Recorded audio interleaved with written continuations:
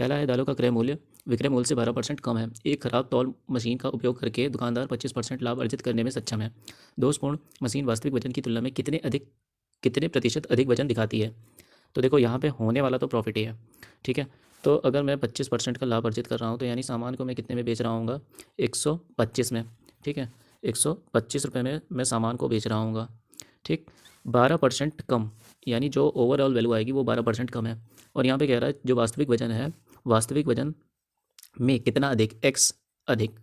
अगर मैं इसमें से इसको घटा दूँ तो मेरे को क्या मिलने वाला है, 25 माइनस एक्स अपॉन 125, ठीक है, इतना मुझे मिलेगा। तो अब वैल्यू क्या आ जाएगी, 25 माइनस एक्स अपॉन 125 इंटू 100 कर दिया जाए तो ये मुझे क्या देगा, 12% देगा। तो 25 पच्चे 125, 25 चौको 100, 4 तिहाई 12, 3 बचे 15। तो 25 माइनस 15 बराबर एक्स। तो एक्स की वैल्यू कितनी आ गई, 10। तो यही आपका आंसर हो जाएगा, 10%। महेश चावल को 24% हानि पर बेचने हेतु सहमत हो गया क्योंकि चावल खराब हो गया था।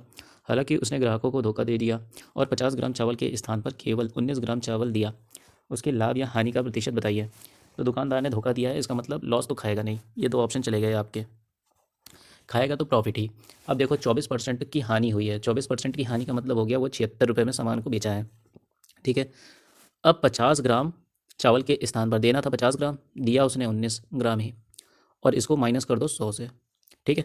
19 चौको 76 और ये हो जाएगा 200 माइनस 100।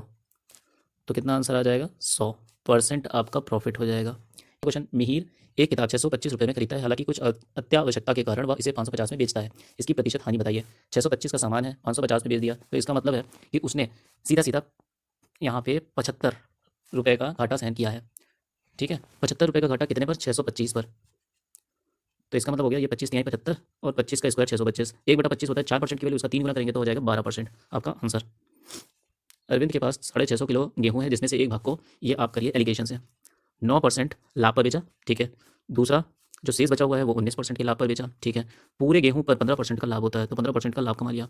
तो इसमें एलिगेशन लगाएंगे तो कितना आ जाएगा, यहाँ से आ जाएगा 6 और यहाँ पे आएगा 4, ठीक है। टोटल मिला करके 10 यूनिट आया, 10 यूनिट की वैल्यू 650 है, तो एक यूनिट की वैल्यू हो गई 65। अगर एक यूनिट की वैल्यू हो गई 65 तो आपसे पूछा 9% लाभ पर कितना गेहूं बेचा है, तो 4 यूनिट की वैल्यू हो जाएगी, एक यूनिट की वैल्यू 65, तो 4 यूनिट की वैल्यू कितनी हो जाएगी, इसका 4 गुना, 4 गुना कितना हो जाएगा, 260। 260 आंसर आपका सही हो जाएगा। अगला क्वेश्चन, एक व्यक्ति ने 60,000 प्रत्येक में दो कार बेची, ठीक है। एक पर उसे 20% का लाभ हुआ जबकि दूसरे पर उसे 20% की हानि हुई, उसके लाभ या हानि का प्रतिशत बताइए। तो 20 का स्क्वायर कर देंगे यहाँ पे और 20 का स्क्वायर करने के बाद ये आएगा 400 और 100 से भाग दे देंगे, कितना आ जाएगा, 4/1, यानी 4% की उसे हानि हो जाएगी। अब आखिरी सवाल हम लोग करने जा रहे हैं। अंकिता ने 3 खिलौने बेचे, पहला खिलौना 25% के लाभ पर 1500 रुपये में बेचा है और दूसरा खिलौना 50% की हानि पर 2800 रुपये में बेचा है। तीसरा खिलौना 25% के लाभ पर 3500 रुपये में बेच दिया है। तो उसको कुल प्रतिशत लाभ कितना हुआ होगा। तो चलिए इसको करते हैं। 25% की फ्रैक्शन वैल्यू क्या हो जाएगी, 1/4, यानी 4 की चीज़ 5 में गई है तो इसका मतलब है क्रय मूल्य कितना रहा होगा, 1200। 2800 रुपये में जो बेचा है उस पर 50% की हानि हुई है तो इसका डबल कर दो, 5600। 25% की लाभ पर बेचा है यानी 4 की चीज़ 5 में गई है तो इसका मतलब हो गया 5 सत्ते 35, 2800। इनको जोड़ दो, कितना आ जाएगा, 8 2 10 16, 5 2 7 1 8 1 9, 9600, 1500, 3500, 5000 हो गया। 5000 मतलब ये 7800, इतना आ गया। यानी हमें हुआ है घाटा, इसका मतलब लाभ तो होगा नहीं। तो लाभ वाले दोनों पॉइंट हटा दो, अब बचता है हानि। हानि कितना हुआ होगा, तो जरा देखते हैं कितना हानि हुआ होगा। यहाँ से बचा 1800, 1800 9600 में। तो देखो 1800 यानी 18/96, 18/96 का मतलब हो गया 2 9 18, 2 4 8, 2 8 16, ठीक है। तो 100% पर कितना, 900 हो जाएगा ये।